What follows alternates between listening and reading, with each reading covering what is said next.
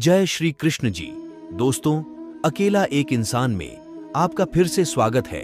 जहाँ रामचरितमानस में यह चौपाई उस समय को बताती है जब भगवान राम सागर पार करने के लिए सागर से रास्ता मांगने के लिए ध्यान करने जा रहे थे। लक्ष्मण जी ने तब भगवान राम जी को उनकी शक्ति और क्षमता को याद दिलाते हुए कहा था कि आप स्वयं इतने शक्तिशाली हैं कि एक बाण में समुद्र को सुखा सकते हैं, फिर सागर से अनुनय विनय क्यों?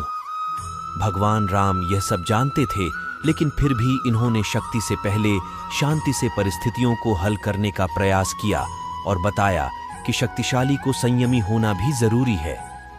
आप अपने भरोसे पर काम कीजिए, ईश्वर स्वयं आपकी सहायता करेंगे। रामचरितमानस के बालकांड में भगवान विष्णु के रामावतार का कारण और भगवान की लीला का उद्देश्य समझाते हुए यहाँ भगवान शिव कहते हैं, कोई भी इस भ्रम में न रहे कि वह सर्वज्ञानी है या कोई हमेशा मूर्ख ही रहेगा।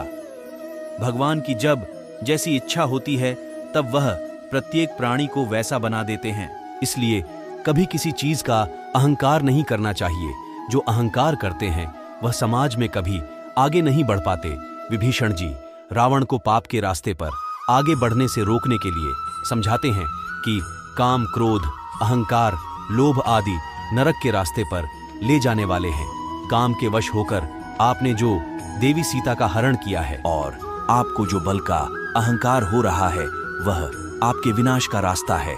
जिस प्रकार साधु लोग सब कुछ त्याग कर भगवान का नाम जपते हैं, आप भी राम के हो जाएं। मनुष्य को भी इस लोक में और परलोक में सुख, शांति और उन्नति के लिए न पाप की ओर ले जाने वाले तत्वों से बचना चाहिए।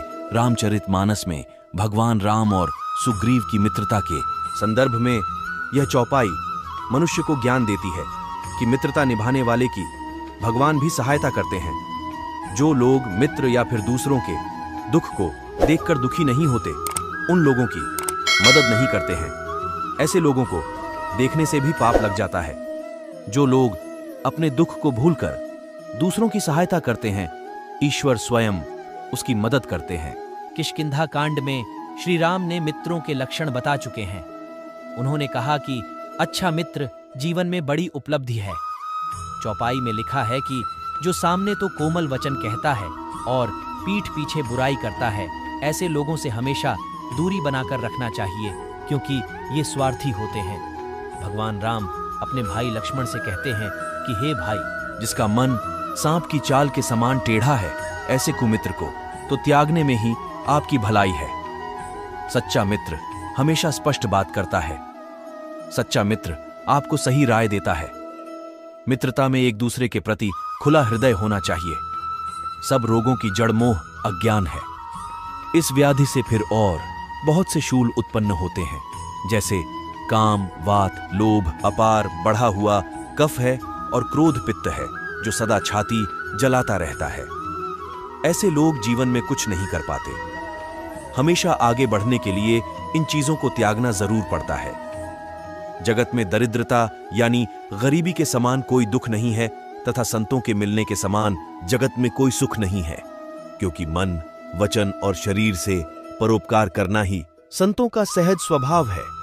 महान संत आपको अच्छे विचार देते हैं, जिससे आप समाज की भलाई के लिए काम करते हैं। भले ही लाभ हानि जीवन मरण ईश्वर के हाथ हो, लेकिन हानि के बाद हम हार मानकर बैठे नहीं। ये हमारे ही हाथ हैं।